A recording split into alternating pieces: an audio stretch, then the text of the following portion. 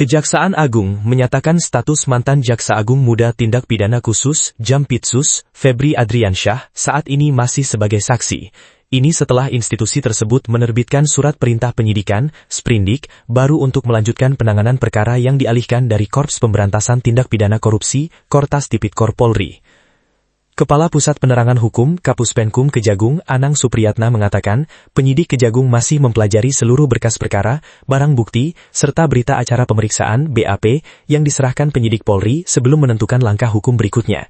Ya, saksi, di antaranya disebut oknum di salah satu perkara, kata Anang ditemui di Gedung Kejagung, Jakarta, Rabu 15 Juli 2026.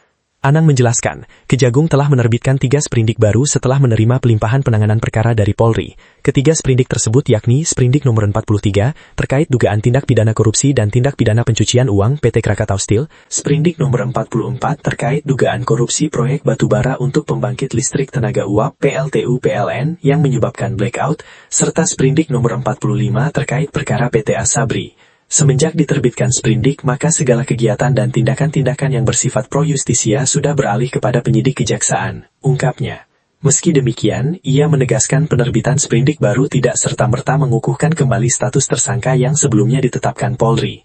Ia juga menegaskan status tersangka yang sebelumnya ditetapkan Polri tidak gugur, tetapi penyidik Kejagung tetap harus mempelajari seluruh dokumen dan alat bukti sebelum mengambil keputusan. Tidak gugur, tapi kan kita sprindik dulu terbit. Tidak gugur, yang penting kita terima dulu, kita pelajari semua, katanya.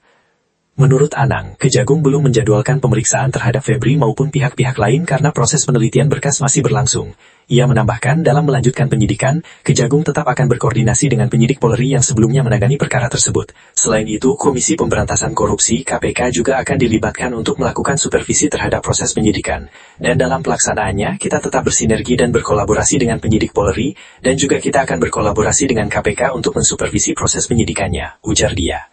Ia juga menyebut Komisi 3 DPR akan ikut mengawasi proses penyidikan setelah penanganan perkara resmi beralih ke Kejaksaan Agung.